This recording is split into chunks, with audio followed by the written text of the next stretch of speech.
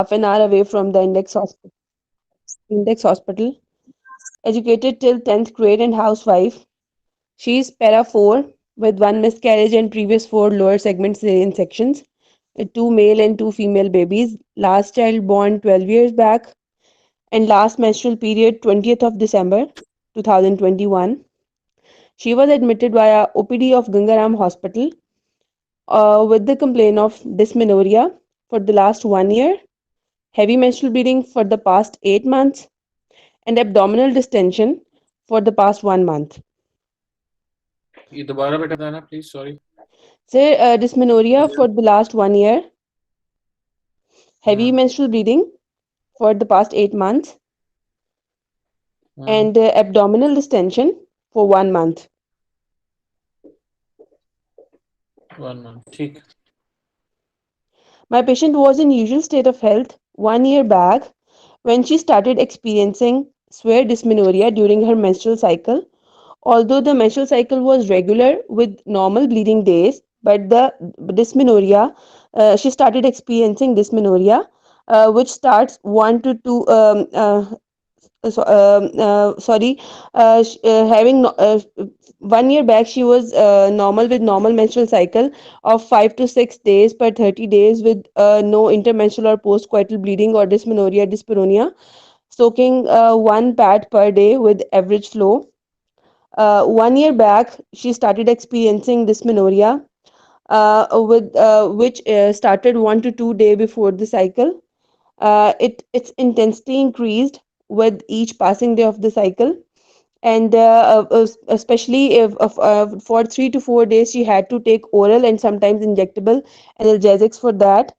And this dysmenorrhea remained till the end of the bleeding of this end of the bleeding days. Although the cycle was regular for during first 3 to 4 months of this complaint, but for the past 8 months, my patient started having heavy menstrual bleeding. The number of the cycle days increased. She started having bleeding days of 12 to 14.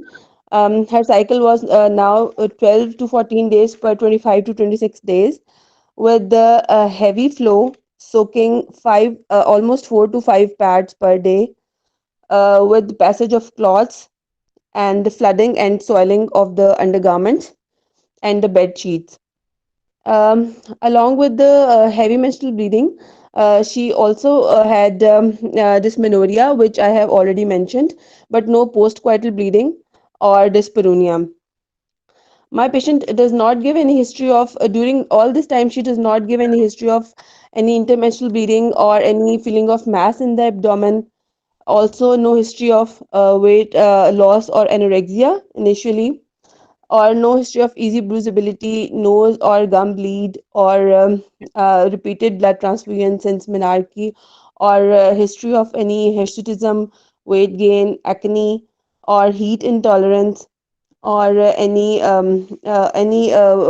pervaginal discharge, excessive vaginal discharge, or low grade fever, or any tenderness. Also, no history of any dye instrumentation or handling, or intake of any anticoagulants or blood thinning agents. Um, my patient also complained of abdominal distension for the last 1 month. Initially, this distension was my patient noticed this during doing household activity. Initially, it was limited to the lower abdomen, but within a period of 7 to 8 days, it increased in size and occupied whole of the abdomen. And now she has complained of abdominal distension. For this distension is associated with the shortness of breath, dyspepsia, and leg edema. Leg pain. Also, but no history of constipation, urinary frequency, or incomplete emptiness. but this distension has interrupted with the normal activities of my patient and increased the distress of the patient, especially during sleep and during household activities.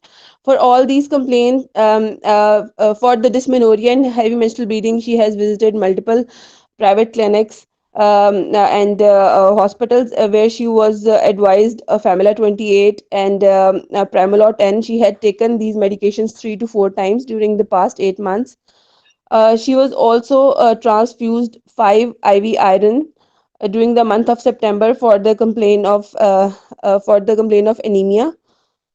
Also, she gives history of taking oral and IV analgesics multiple times during the past 1 year and having multiple ultrasounds, but she was not told about any finding on the ultrasound. For the past first time she presented in Gangaram Hospital 1 month back when she had abdominal distension. With this complaint, she was admitted from the Gangaram OPD of the Gangaram Hospital, and here her blood investigations, certain blood and radiological investigations are done in Gangaram Hospital. 1 unit of blood is transfused to her because of the signs and symptoms of anemia which she had for the past 2 months, including shortness of breath, easy fatigability, tiredness. For the past 1 month, she had multiple investigations done, but she has not been told about any definitive diagnosis. And further plan of management is given to her regarding the endometrial biopsy, which is planned 2 days later. Regarding her menstrual history, I have already mentioned. She has a contraception done by the bilateral tubal ligation, which was done 12 years back with the cesarean section. Pap smear was never taken. My patient is diagnosed case of hypothyroidism, which was diagnosed in the month of October, and since then she has been taking thyroxine 1 OD. Her surgical history is significant for 4 lower segment cesarean sections. Apart of that, no other surgery has been done. She has normal. She does not have normal sleep. No, her and Her appetite is decreased for the past 1 to 2 months. She has no known drug allergies, and the blood transfusion she had did not end up in any allergies. Her family history is significant for hepatocellular carcinoma in her father, which was diagnosed at the end stage, and her father died because of that. Her husband is a salesman, and he earns 20 to 25,000 a month, and her daily household requirement meet with difficulty. Sir, examinations now. जी Sathi. Um, a young patient sitting uncomfortably on bed, well oriented in time, place, and person. Her pulse is 65 beats per minute. Her blood pressure is 110 by 70 millimeter of mercury. Her temperature is 98 degree Fahrenheit and respiratory rate is 22 breaths per minute. Pallor was positive, but no cyanosis, jaundice, clubbing, colonychia, or leukonychia was seen, or no pedal edema observed, but leg varicosities were there on both limbs. Uh, all the accessible lymph nodes were not palpable. Her thyroid and breast examination revealed no abnormality. She had normal vesicular breathing with no added sounds. And her first and second heart sounds were normal with no murmur. Um, on abdominal examination, abdomen was protuberant, symmetrically enlarged, with no prominent veins, pulsations, but Ferenstein scar mark was there. Um, she On palpation, abdomen was grossly distended with the positive fluid trill, but no visceromegaly or any mass could be palpated because of the gross distension. And no, on perineal examination, vulva was normal looking with normal hair distribution. On speculum examination, sir, I could not visualize the cervix, It was all like flushed with vagina. I was unable to see the cervix, and on on by manual examination, a size of the uterus could not be assessed because of the gross distension, and cervix uterus was like pushed upwards, so I could not assess the size and fullness in the fornices were on both fornices, and yes, sir, bus. That's it. चलो बेटा summarise करो. Yes. So, 38 years of age, para 4 with one miscarriage and previous 4 lower segments in section, hypothyroid for 3 months, presented with the complaint of severe dysmenorrhea for 1 year, heavy menstrual bleeding for 8 months, and gross abdominal distension for 1 month. On examination, abdomen grossly distended with no mass or no mass palpable. On vaginal examination, uterus pushed upwards, a fullness in all the fornices were felt, a fluid trill positive on examination. अच्छा. आप investigation क्या क्या करोगे? Sir, investigations. So, सबसे पहले I'll go for my routine investigations, including complete blood count, which includes hemoglobin gram per deciliter, total leukocyte count, and platelet count.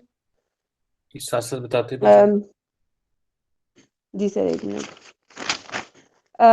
Sir, hemoglobin is after one unit of blood transfusion, it was 10.2.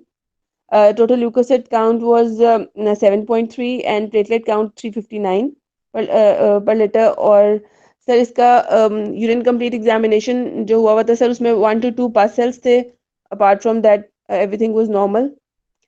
Sir blood sugar random 85 milligram पर decilitre, है BC negative.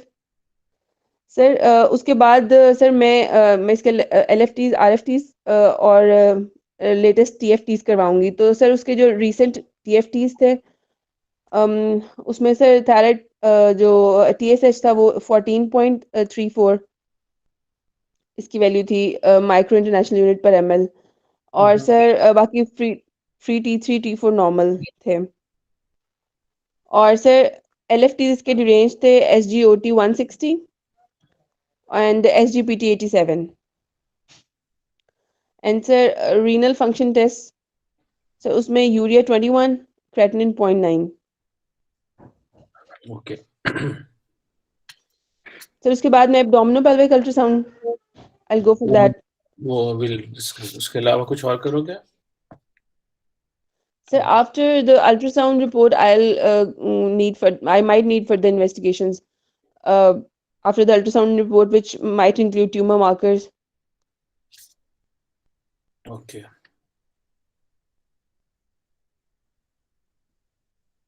How do we decide कि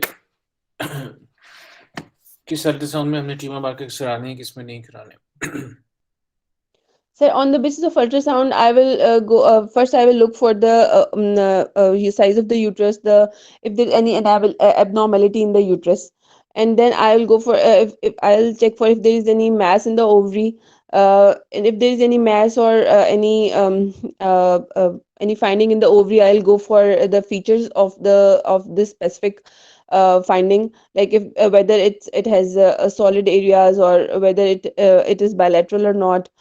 It has any multi-septated or not. I will go for the B and M rules in this age group for the to find out the features in the ovary. What are the BMN rules? Sir, for B rule, the benign rules, इसमें sir, if the mass is if simple simple है with regular margins less than 10 centimeter, or if less than 4 इसमें papillary projections, solid area less than 0.7 centimeter, and sir कोई no blood flow and no blood flow in it, and sir in M rules उसमें papillary projections होते हैं, blood flow and solid area more than 0.7 centimeter and irregular tumor है और उसमें complex है यानी उसमें मल्टी सेप्टेटेड है वो साइज भी तो है ना बेटा, जी सर साइज मैटर्स इसमें। ये सर साइज हाँ 10 तो से कम होगा सर अगर लेकिन अगर सर 10 सेंटीमीटर से कम है और वो सिंपल है विद नो सॉलिड एरिया तो वो बी रूल में जाएगा और एम रूल में उस वक्त जाएगा अगर 10 से ज्यादा है अगर उसका आपका ख्याल है कि लेट्स सपोज वो 5 सेंटीमीटर सेप्टेज है और थिक वॉल्ड है, तो वो किस में आएगा? सर फिर वो एम रूल सर मैं तो सिंपल की अगर बिल्कुल सिंपल है उसमें सॉलिड एरिया तो सेप्टेशंस नहीं है सिंपल 10 सेंटीमीटर तक है लेस देन 10 सेंटीमीटर तो वो बी में है अगर उसमें सॉलिड एरियाज भी हैं या सेप्टेशंस हैं या वो थिक वॉल्ड है सर या उसमें ब्लड फ्लो है तो वेदर वो 4 5 6 का हो वो एम रूल में आएगा मन में आ जाए। चलो। अच्छा मुझे आप ये बताओ कि आपने सारा इसको एग्जामिनेशन किया, जी सर स्पेसिफिकली आपने हाइपोथायराइड के लिए क्या एग्जामिनेशन किया इस पेशेंट का? She is a non hypothyroid. So I could not find any swelling in the thyroid, but she was very like very slow and उसका सर उसका weight I'm sorry to mention मुझे भूल गया mention करना 95 kg उसका weight था sir and वो sir may be वो because of the mass वो इतनी slow और sleepy या जैसे slow थी थोड़ी लेकिन सर वो क्लिनिकल साइंस क्या होते हैं इन हाइपोथायराइड पेशेंट? सर वो थोड़ा सर उसका वेट गेन होता है कॉन्स्टिपेशन होती है उसे और बिकॉज सर उसमें मैं देखो आपसे, there's a difference between signs and symptoms. जी I've sir asked you, okay, what are the clinical clinical sign में signs? Sir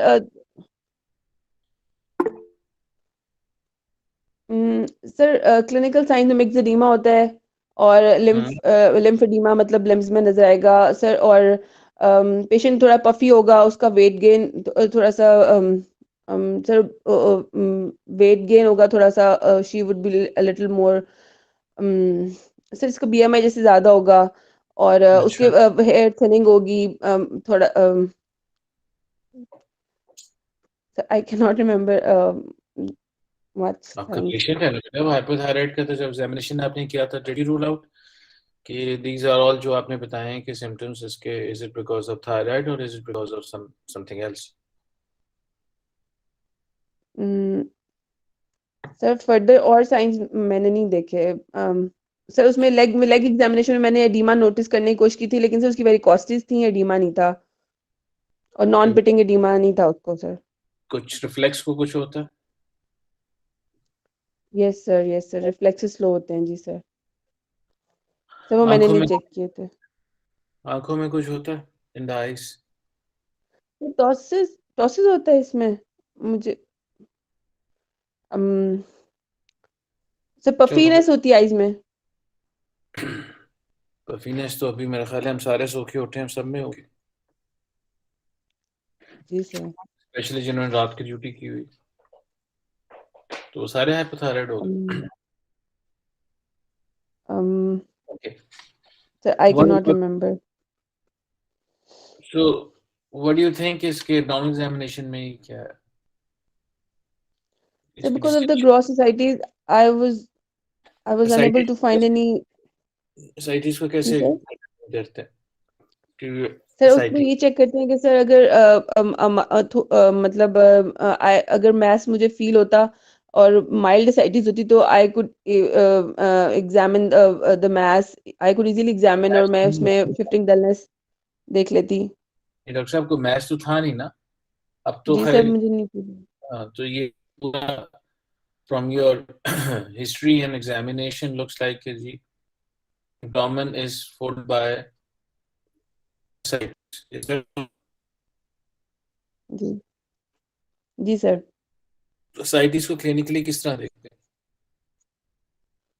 Sir, for on examination, I will see that whether the abdomen is protuberant or not, whether its swelling is तो आपने symmetrical or बता दिया, not.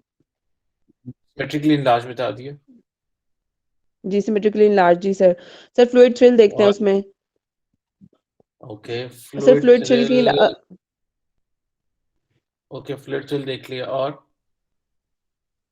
Sir shifting dullness देखते हैं अगर थोड़ी एसाइटीज हो, लाइक अगर मैस फील हो रहा हो और सिर्फ माइल्ड एसाइटीज हो तो shifting dullness can be helpful.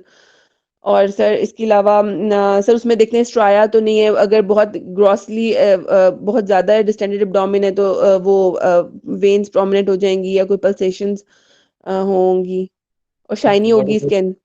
What about percussion, उस पे कुछ आता है आपको? सर परकशन नोट तो वो फिर थ्रू आउट डल ही रहेगा। परकशन कहाँ देते हैं इसमें, किस जगह पे देखते हैं abdomen? सर शुरू से शुरू करते हैं फ्रॉम द ज़ीफिस्टर्नम टिल मतलब सर एंड तक टिल द सुप्रापेबिक एरिया। सुप्रापुबिक एरिया के कहाँ तक देखेंगे अगर इतनी ज्यादा साइटीज होगी?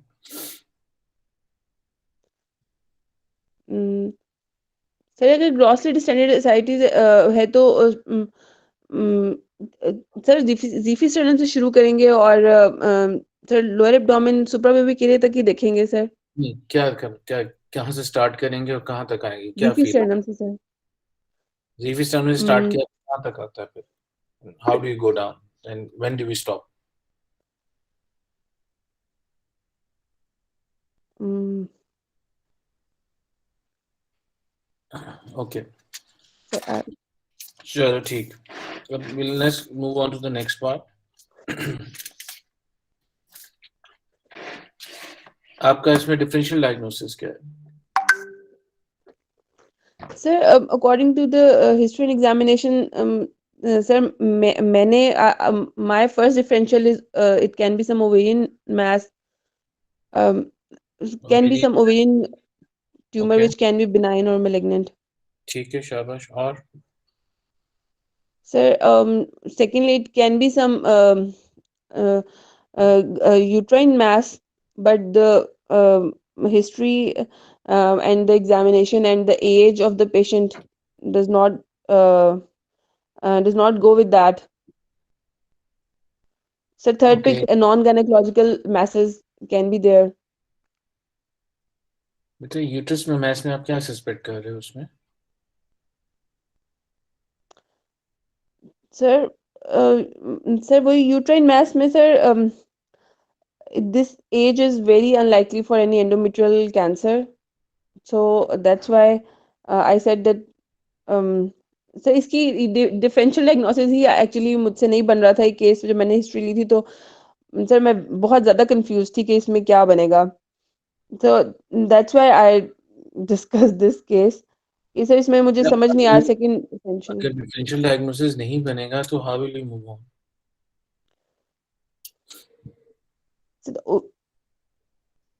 Sir ovarian.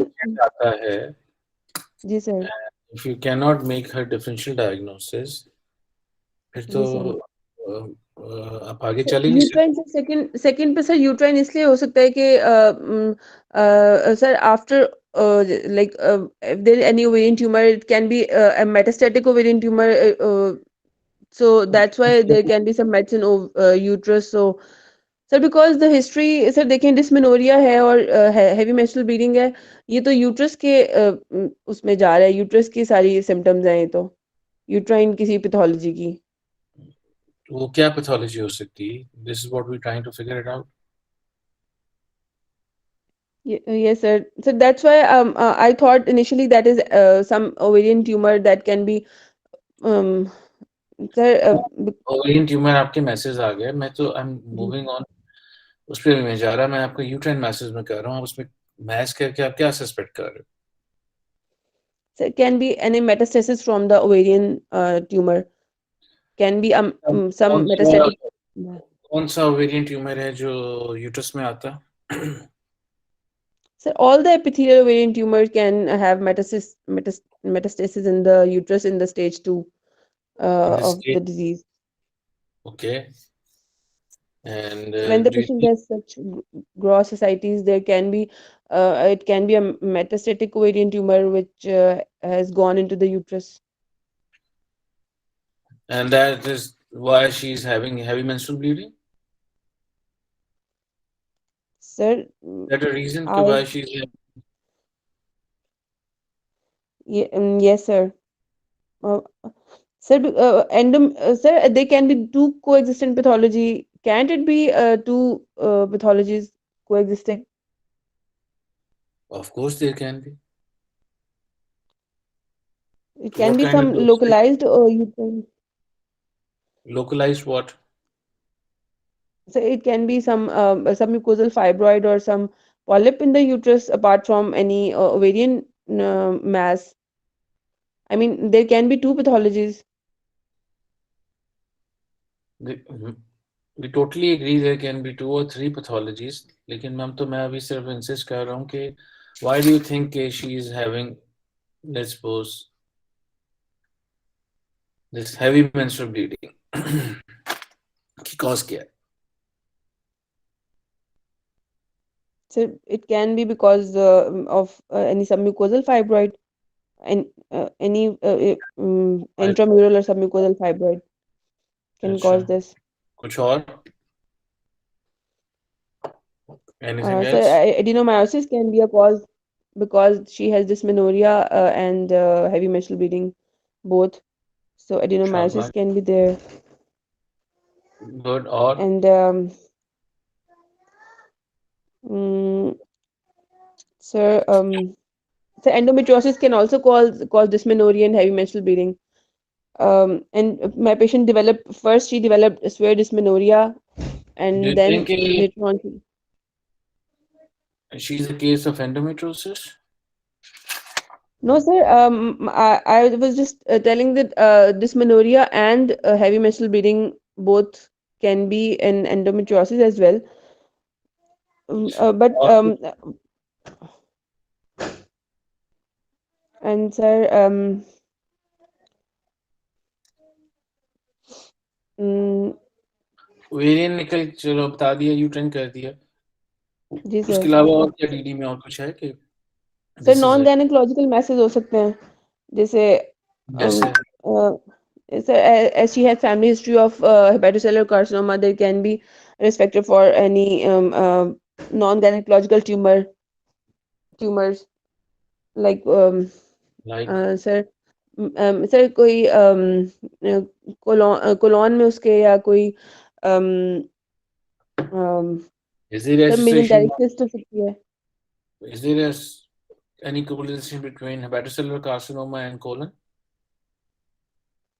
and नहीं malignancies? सर, वो सर लिंक सिंड्रोम से के साथ इसका हेपेटोसेलुलर कार्सिनोमा का लिंक 1 के साथ सर है, एसोसिएटेड लिंक 2 के साथ नहीं है, जो ज्यादा एंडोमेट्रियल कैंसर्स करवाता है.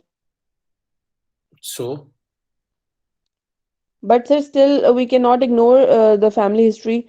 Um, because she's 38 years of age and um, um, sh- she has family history, so I will rule out the non-gynecological tumors as well.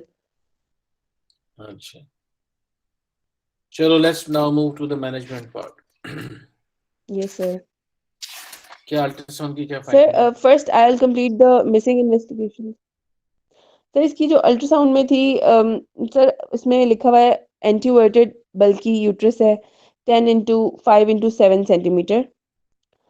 Hypoechoic endometrial मास 5.2 हाँ, into 8.5 centimetre in adjacent myometrium,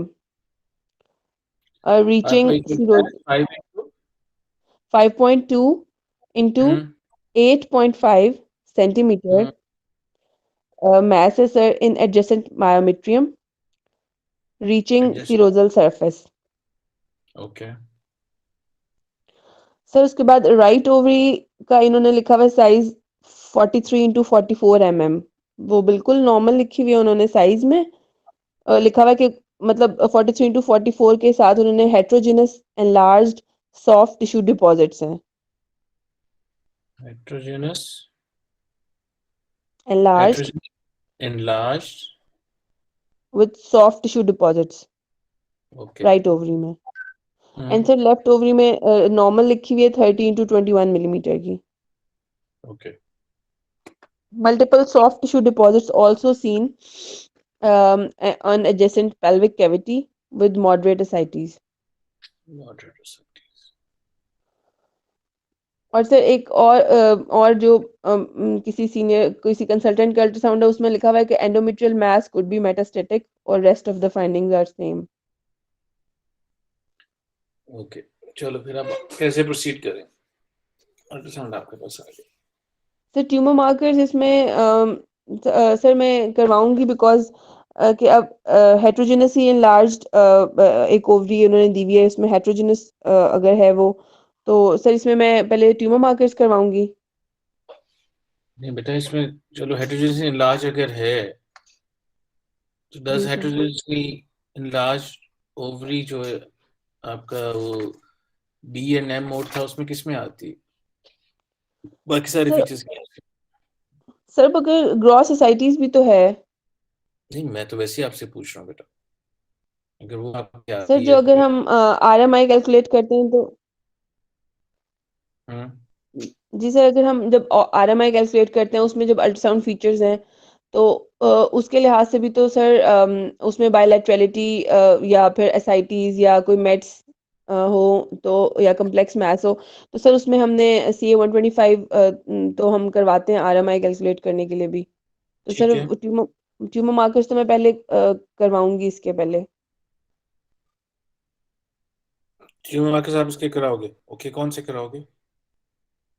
sir because of her age group में sir cancer antigen 125 भी कराऊंगी, beta Hg, alpha fetoprotein और lactate dehydrogenase. C125 beta ICG alpha alpha feto fetoprotein और lactate dehydrogenase. LDH। Okay, इनकी reports हैं आपके पास? Sir इन्होंने तो hospital में तो सर कैंसर एंटीजन 125 हुआ था और उसकी 109.2 है इसकी रिपोर्ट। ओके। सर रेस्ट अभी अवेटेड थे। ओके, चलो लेट्स सपोज के बाकी सारे नॉर्मल आ जाते हैं, जी सर। जी फिर आप क्या करें? सर और कैंसर एंटीजन भी की वैल्यू भी इतनी सिग्निफिकेंट ये नहीं है 109 वाली, बिकॉज नॉन स्पेसिफिक है इस एज ग्रुप में ये। तो सर मैं फर्दर इसका सीटी स्कैन करवाऊंगी। सीटी स्कैन में आप क्या देखना चाहोगे? सर मैं एक्सटेंट ऑफ द क्योंकि sir origin first I want to find out the origin of the mass because it is still not clear from where the mass is arising. Let's um, suppose is arising from the uterus. sir but ये है। the uterine mass can cause this much gross ascites. मुझसे तो नहीं, आपने मुझसे तो आपने सीटी की रिपोर्ट पूछी है बेटा, ये तो आपने बताना। Sir mm, uh,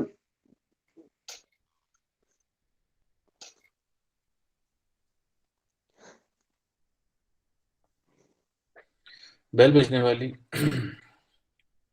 तो ये जो ascites की report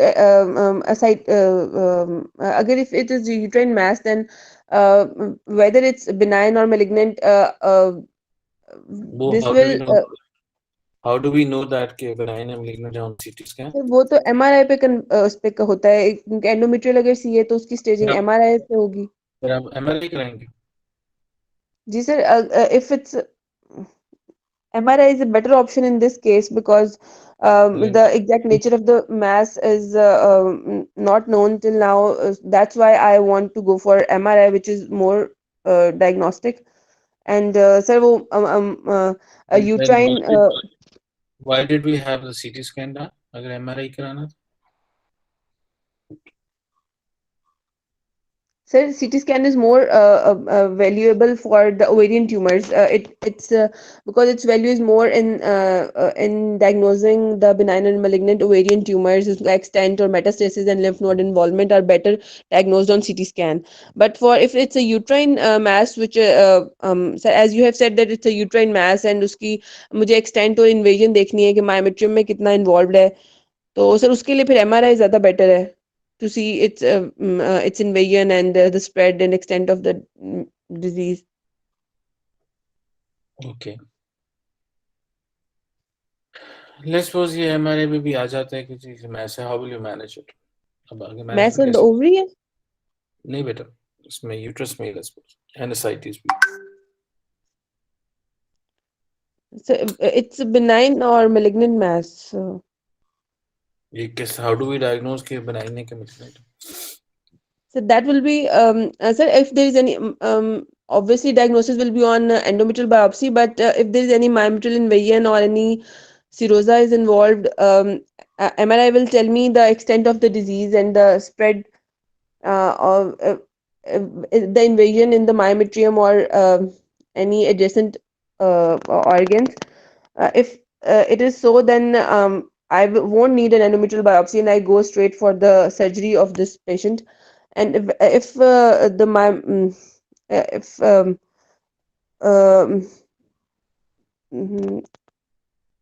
So MRI will be conclusive in this patient if it's a uterine mass. So I will go with the surgery, and I'll not do endometrial biopsy. What kind of surgery are you looking for?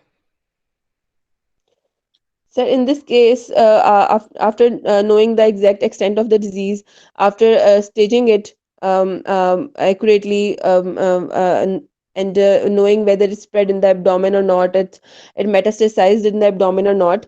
If it's not metastasized and it is stage 1 or 2, then I'll go for the staging laparotomy. No, it's not staging laparotomy. It's like total abdominal hysterectomy with the bilateral salpingo-oophorectomy, and assessing the lymph node status, and taking the taking a direct look on the abdominal cavity whether it's spread in the other organs or not, and taking the ascitic tap, and any peritoneal washings as well. Sorry, ascitic tap, nahi sir, peritoneal washings, and samples from and I'll do a mantectomy as well. Like I will proceed with the total time आपका हो गया, देखो जी sir. और मुझे बताओ आपका viva कैसा हुआ? सर एक्चुअली मुझसे इस पेशेंट का डायग्नोसिस में ही मुझे बहुत इशू था जब मैंने पेशेंट देखा वार्ड में. इस चीज का इशू था इसमें? सर इसमें इसका कैसे ये बन रहा है, मतलब सर इसके जो आप इस सिम्टम्स पेशेंट हैं. के, मैं आपको बताता हूँ, इस पेशेंट के मुझे आप इश्यूज बता दो क्या क्या। सर ये डिस्मेनोरिया इसको सबसे पहले डेवलप हुआ, फिर उससे प्रोसीड किया इसने एचएमबी पे, और सर एंड पे इसको 1 महीने से ही suddenly within a week और 10 डेज इसको सर मैसिव एसाइटिस हो गई, बहुत ज्यादा एसाइटिस हो गई. तो सर इसके एसाइटिस के लिहाज से मुझे ऐसे लग रहा था कोई एग्रेसिव ओवेरियन ट्यूमर है, जो कि इतनी जल्दी तो सर यूट्राइन तो कोई ट्यूमर ऐसा नहीं करता कि इतनी जल्दी उसको इतनी सिम्टम्स आ व्हाट आर जाएं. The causes of ascites? जी सर. एसाइटिस की क्या क्या कॉज होती?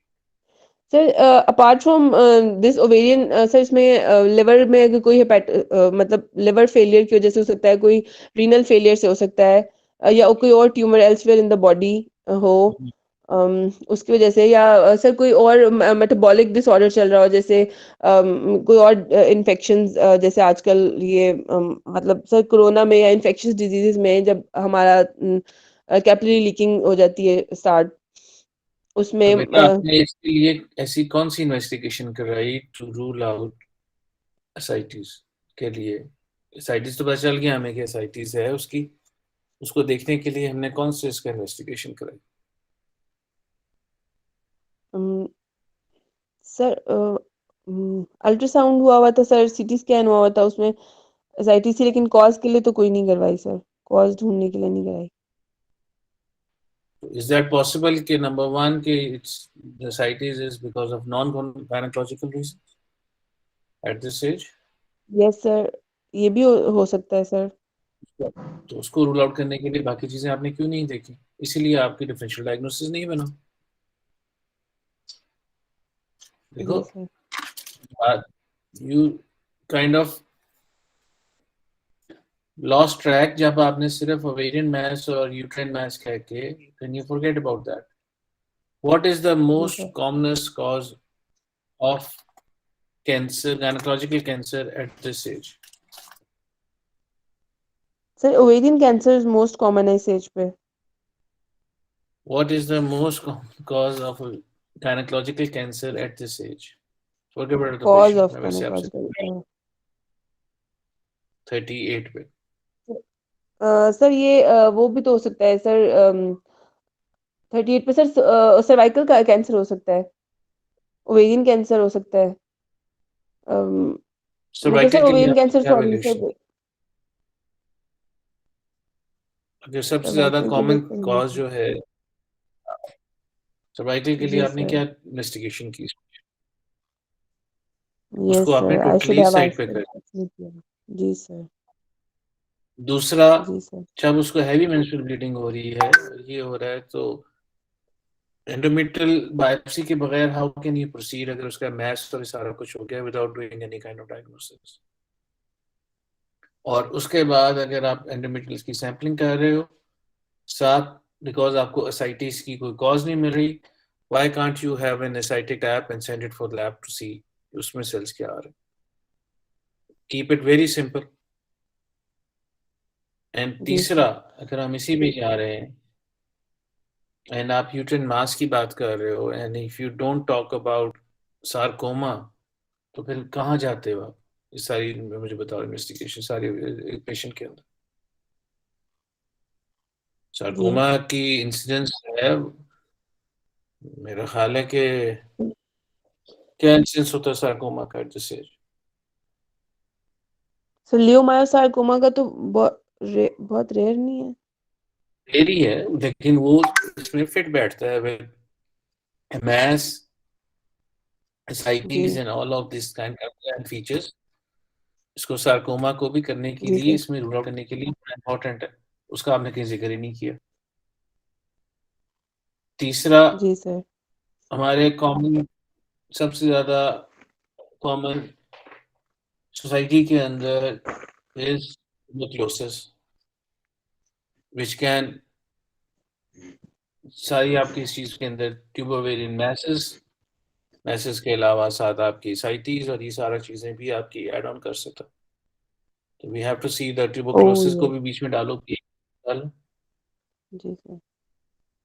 तो you need to keep it very simple. मुझे तो नहीं समझ आ रही इतना ये कॉम्प्लिकेटेड केस नहीं ना जितना आपने इसे बना दिया, क्योंकि आपने कॉमन चीजें ही बीच में से अपने जहन से निकाल दी। स्मेयर आपने नहीं लिया, जी वो सर। अगर ले लेते तो आपका वो उसमें से आपकी सर्वाइकल पैथोलॉजी निकल जाती। सैम्पलिंग आपने नहीं ली, सैम्पलिंग लेते तो उसमें आपका ये एंडोमेट्रियल पैथोलॉजी निकल जाती। आप स्टेजिंग के पहले चले गए कि जी एमएमआरआई पे उसकी हम ग्रोथ देखेंगे। यस, अगर एंडोमेट्रियल बायोप्सी के अंदर आ जाती है और वहां से लेस्पोसाइटिस करते हैं और उसमें वो मे बी एकदम अगर इतना रैबिड हुई है तो मे बी कोई हेमरेजिक साइटिस भी होती हैं जिसमें एकदम कोई cause of good can come out. तीसरा, जी। जो ये आपने एक अल्ट्रासाउंड में जिक्र किया, जो मैं आपसे दोबारा पूछना भूल गया बीच में बिटवीन, लेकिन लिखा soft tissue, large soft tissue deposits, ये क्या होता है? सर पता नहीं सर, ये अल्ट्रासाउंड में लिखा हुआ था। ये बताया आप ही ने बताया, आपके स्कैन के अंदर आया। Do you think they are deposits जो अल्ट्रासाउंड में, तो वेरी अनलाइकली कि दीज आर द डिपॉजिट्स जो मेट्स हैं। अगर उसको मेट्स का हम सोच रहे हैं जी तो फिर सर। वो देन, जब आपने सीटी और एमआरआई कराया है तो then you should have gone up to the liver और bases of the lungs.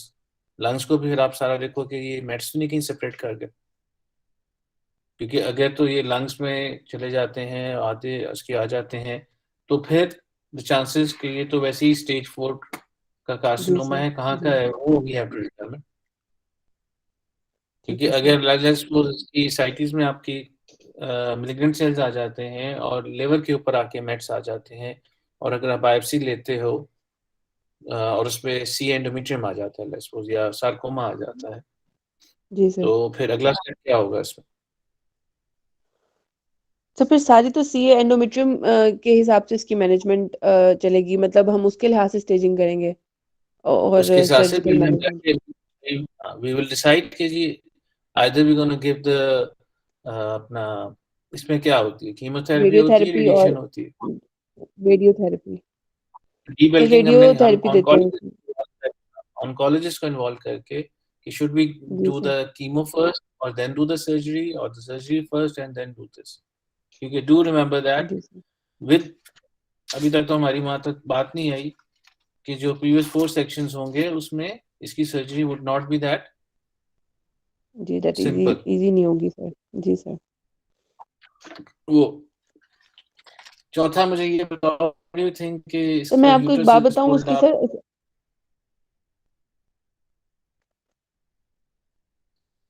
Why do you जी think the uterus is pulled up and the vagina is flushed? ये आपको नजर नहीं आ रहा था? Sir I was unable to locate the cervix and और सर वेजाइनल Why? वॉल्स ही थी। Why? ठीक है, क्यों? सर बिकॉज ऑफ द अगर प्रेशर आपसे ऑफ द पूछा जाए एसाइटिक फ्लूइड वो। प्रेशर से तो it should come down rather than go up। कोई ऊपर अगर आपको प्रेशर डाल रहा है तो uterus has to come down कि rather than it is pulled up। ascites नहीं सर cannot pull मगर up the uterus। Yes sir मगर अगर पेल्विस में भी एसाइटिस होगी तो वो नीचे मतलब सर नीचे नी, ऊपर की तरफ ही नहीं पुश आपका होगा। ख्याल है कि अगर उसको पानी के अंदर डालते हैं तो यूट्रस ऊपर आ जाता है? अब sir this what I am believing कि जी जब नीचे पैलेस में जाएगा तो यूट्रस को ऊपर पुश कर देगा। पानी में क्या चीज फ्लोट करती है? सर जो हैवी होती है। यूट्रस कम से कम नहीं करता, दैट आई नो। जी sir. So why do you think uterus is pulled up? Hmm, उसके पहले 4 हम्म, सेक्शंस हुए हुए हैं। जिनके 4 सेक्शंस हुए होते हैं, कभी उनकी देखी है कि वो कहाँ पे उसका चिपका होता है, पर एब्डोमिनल वॉल के साथ चिपका होता है? जी सर। कभी सर्जरी स्टेक्टमी देखी है प्रीवियस 4 की, प्रीवियस 5 की, इवन प्रीवियस 2 की भी? कई जी बार sir. Uterus is kind of plastic with the interior abdominal wall और वो पुल करती है इसको up, and that is one the reason कि फिर ठीक है। आपको सर्विक्स नीचे से प्रॉपर्ली नजर नहीं आती। जब ठीक है पेल्विक सर। करते हो you can feel the cervix high up, जिसमें आपको बताना चाहिए था।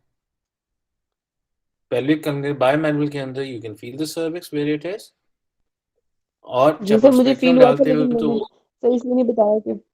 वो ना, ये तो प्रैक्टिकल चीजें हैं ना। और जब स्पेकुलम डालते हो तो वो गोज अप तो उसको विजुअलाइजेशन मुश्किल होती।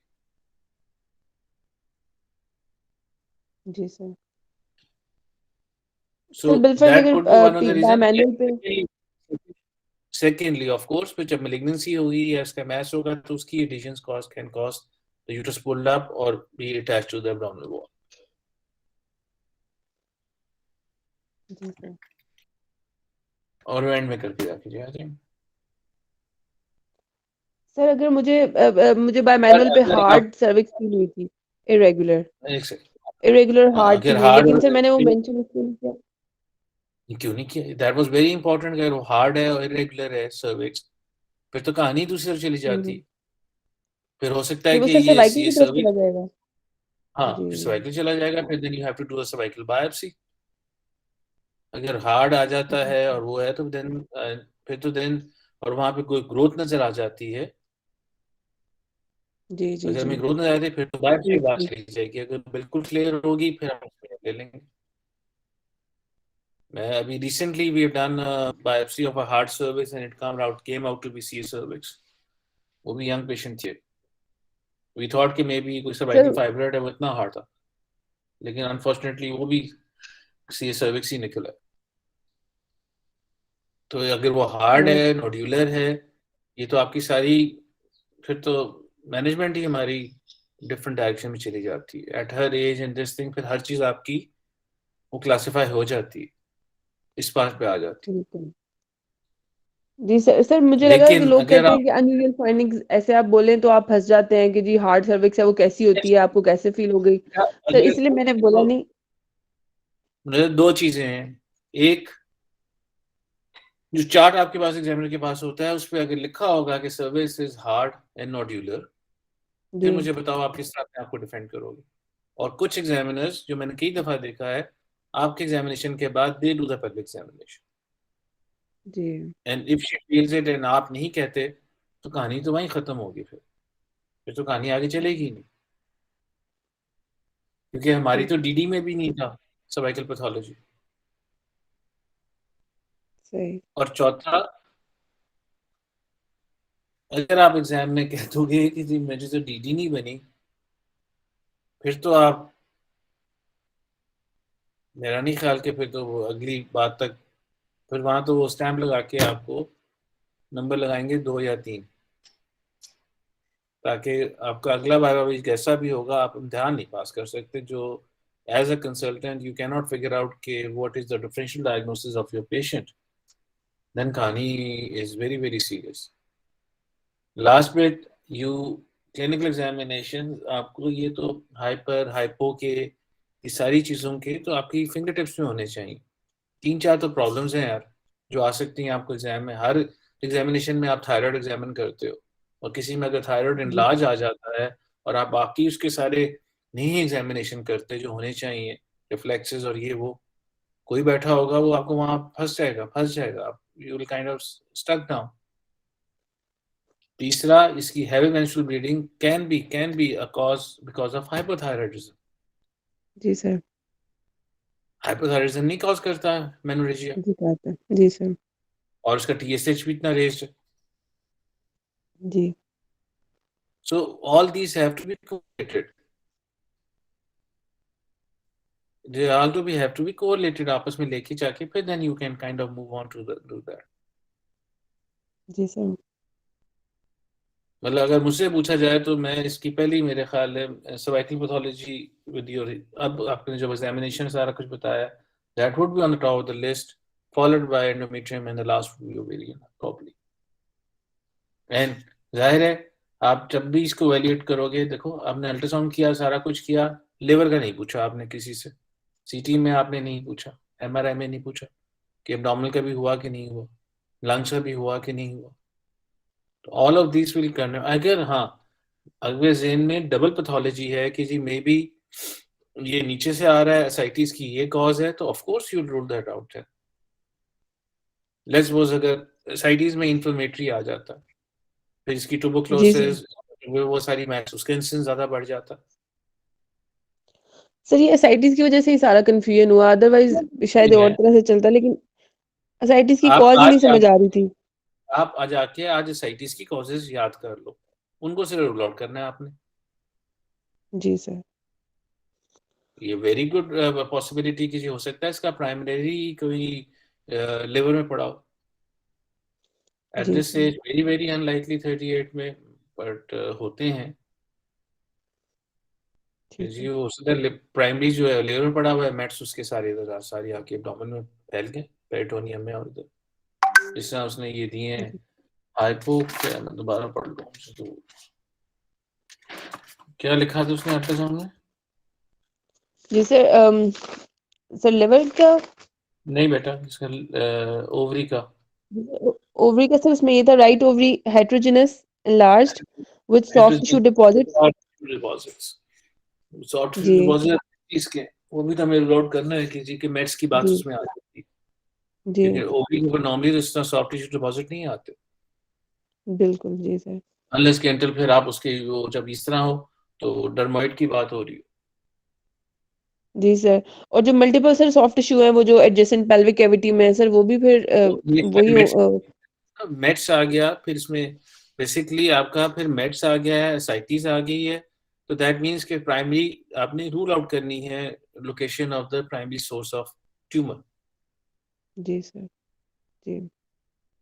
वो बेचारी क्योंकि उसको हैवी ब्लीडिंग थी, वो गायनी में आ गई, तो इसलिए गायनी वालों ने जी गायनी से सर। बाहर पास जेन सोचा ही नहीं बेचारी का, जी sir. And then not moving on. चलो बेटा, जी सर। कोई और क्वेश्चन तो नहीं, then probably then we leave and then start some work. Sir ये सब क्लिनिकल हाइपोथायराइडिज्म में आएगी ना? टीएसएच रेज है और नॉर्मल इसके टी3 टी4 है, Yes. और फिर उसमें इसका वो अगर फर्स्ट डिफरेंशियल, अगर हम फर्स्ट डिफरेंशियल लिवर की साइड पे बना रहे हैं तो फिर अब हम लिवर ही लिखें, या ओवेरियन जो इसका एनलार्ज आई है एक ओवरी 43 सेंटीमीटर बता, नहीं 43 एमएम बता रही हैं, 4 या सेंटीमीटर हम की थी, which is kind of a normal limit में। नॉर्मल लिमिट में है? ठीक है सर। हाँ, तो 4 ये फिर हम सेंटीमीटर।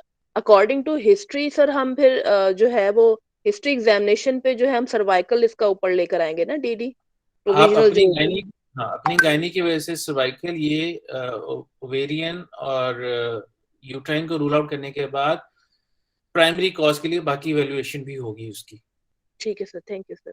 जिसमें आपका सीटी सिर्फ पेल्विस का नहीं होगा, इसमें एब्डोमिनल पेल्विस और लिवर का भी, सॉरी लंग्स का भी कराओगे। अस्सलाम वालेकुम सर, इसमें लाइन ऑफ इन्वेस्टिगेशंस मुझे अगर आप थोड़ा सा आपने जैसे बताई थी थोड़ा सा रिवाइज करवा दें। मतलब थायराइड की करेंगे और इसके अलावा जो है एंडोमेट्रियल बायोप्सी करेंगे और ओवेरियन के लिए अल्ट्रासाउंड इनफ हो जाएगा और टीबी के लिए हम हिस्ट्री और एग्जामिनेशन के अलावा सर कौन से टेस्ट करवाएंगे? अगर थोड़ा सा सर इसको एक्सप्लेन कर दें। ट्यूबरकुलोसिस के लिए आप कौन से टेस्ट कराते हो बेटा आजकल?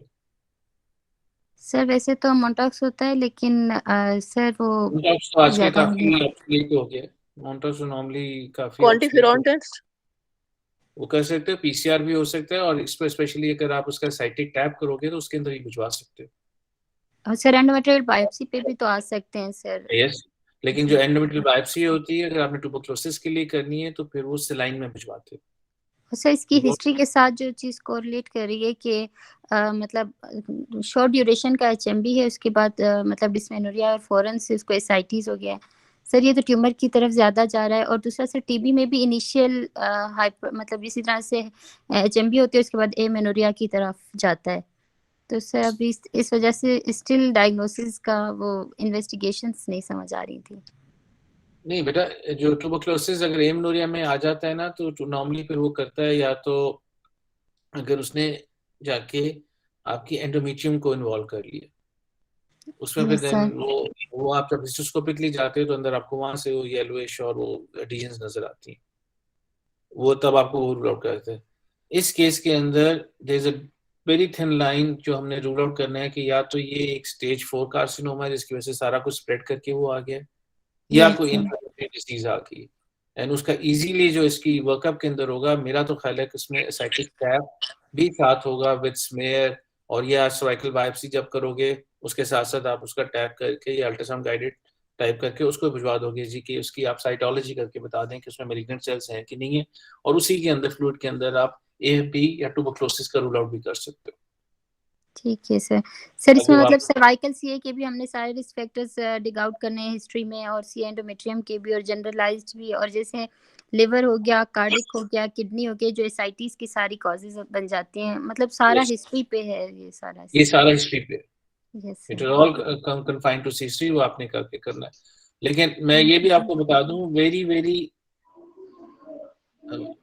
हो सकता है बट बहुत रेयरली, नॉर्मली एग्जाम के अंदर अगर आपके कोई केस आता है गायनी का, normally it is related to the gynaecological problems, आमतौर पे यस वो सर। देखता है। लेकिन कई बार अगर केसेस नहीं भी मिल रहे होते वो लटा देते हैं वहां पे। तो इसलिए आपने अपना यस जहन जो सर है, बिल्कुल। You have to keep it open, और किसी चीज से डरना नहीं है कि जी हाई लाइफ में एसाइटिस आ गई तो इसमें क्या जरूरी मेलिग्नेंसी है, क्या है एसाइटिस की बाकी सारी कॉजेज आपके जहन में होने चाहिए। अगर हाइपोथायराइड है, ऑफ कोर्स उसके हाइपोथायराइड के आपको क्लिनिकल साइन सिम्टम्स का पता होना चाहिए, उसको क्या क्या चीजें देखनी ताकि एग्जामिनर को लगे हाँ ऐसे पता, और फिर ठीक है उसके बाद सर। इन द एंड जो भी रिपोर्ट आती है तो फिर इन लिएजॉन विद whoever you think कि फिजिशियन को इन्वॉल्व करना है, एसाइटिस के लिए आपने ऑन्कोलॉजिस्ट को इन्वॉल्व करना है, जिसको भी करना है, then it comes with that. लेकिन डर नहीं जाना कि जी इसमें कोई मैच हो सकता है कि इसकी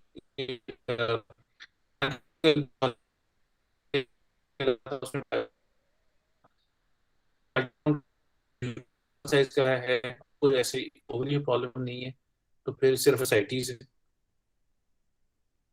ये देयर इज अ पॉसिबिलिटी कि ऑन अल्ट्रासाउंड वो कह रही है जी अल्ट्रासाउंड में यूट्रस भी नॉर्मल है, ओवरीज भी नॉर्मल है, बताया आप क्या करें। फिर then you have to think about other causes में क्या क्या आ सकता है। अस्सलाम वालेकुम सर। सर इस पेशेंट की एवी मेंस्ट्रुअल ब्लीडिंग की भी हिस्ट्री थी और अल्ट्रासाउंड पे इसका मास भी आ गया। हम एग्जाम में क्या इस केस को सिंपल हेवी मेंस्ट्रुअल ब्लीडिंग मतलब फाइब्राइड की वजह से एवी मेंस्ट्रुअल ब्लीडिंग हो रही थी, और अब जो है असाइटिस भी आ गई, सारा मेट्स भी आ गए, तो क्या इसको लियोमायोसार्कोमा का केस लेके जा सकते हैं एग्जाम में? मैंने तो कहा था इसका सार्कोमा शुड बी आपकी डीडी में डेफिनेटली आएगा। रेयर है पर हो सकता है, डेफिनेटली हो सकता है, मैंने तो देखा हुआ कि ये सार्कोमा नॉर्मली कैन कॉज ये सारी चीजें, और इसी ही सार्कोमा की वजह से एट दिस यंग एज के अंदर आपके अक्रॉस द ग्लोब जो है उन्होंने अब मॉर्सुलेशन जो है लेप्रोस्कोपिकली जब मायोमेक्टमी करते हैं उसके लिए उन्होंने उसको मॉर्सुलेटर्स बैन कर दिए। अगर इंसिडेंस उसका फिर भी इतना रेयर है जरूर, इसलिए वो कहते हैं कि जी ना करो। सर इसकी सर्जरी तो बहुत मुश्किल होगी, तो फिर क्या रेडियोथेरेपी इसकी फर्स्ट लाइन ऑफ मैनेजमेंट होगी? बेटा वो आई थिंक नॉर्मली अगर आप मेरा अपना एक्सपीरियंस यही है कि जब भी होता है वो जैसे कि जी पहले साइटोरेडक्शन जितनी हो सकती है उतनी आप करें, फिर हम बाद में इसकी कीमो या रेडिएशन जो करने वाले हैं। Yes it will be difficult, और उसमें आप काउंसलर्स को जरूर करोगे कि जी आपकी ब्लैडर की ओपनिंग और ब्लैडर का डैमेज और उसका पीछे अगर इंटेस्टाइन साथ जुड़ी हुई है उनका वो, और ऑफ कोर्स करने के लिए फिर आप स्टैंड बाय सर्जरी वालों को भी हेल्प ले सकते हो अगर जरूरत होगी जब ओपन करोगे। And of course this patient has to sir be अस्सलाम वालेकुम। ये भी आप इसका मिड लाइन करोगे। जी अस्सलाम वालेकुम सर। सर लियोमायोसार्कोमा जो आपने कहा है तो वो भी हमें फिर एंडोमेट्रियल सैंपलिंग पे ही उसमें डायग्नोज हो जाएगा? बेटा नॉर्मली एंडोमेट्रियल सार्कोमा इस पे होता नहीं है क्योंकि वो फाइब्रॉइड अगर अनलेस एंटल वो बल्ज कर रहा हो इनटू द एंडोमेट्रियल कैविटी फिर ही वहां से आएगा ना। ओके अगर तो बाहर वाली साइड पे है जैसे वो इंट्राम्यूरल है या सबसोजल टाइप है फाइब्रॉइड, जी फिर तो जी उसमें नहीं आएगा, उसमें मिस भी हो सकता। तो it's not only okay. Diagnosis. फिर सर उसके लिए फिर डायग्नोसिस के लिए फिर क्या करवाएंगे? उसके लिए MRI is one of the key things जो आपको सस्पिशन देता है इसका, ये वो होगा। जी सर हाँ, दूसरा फिर आप जब उसके लिए प्लॉटमी करते हो then you figure it out. चलो थैंक यू सर। चलो जी ओके बेटा, thank you very much. Thank you so much, sir. Thank you. Thank you sir. Thank you so much, sir.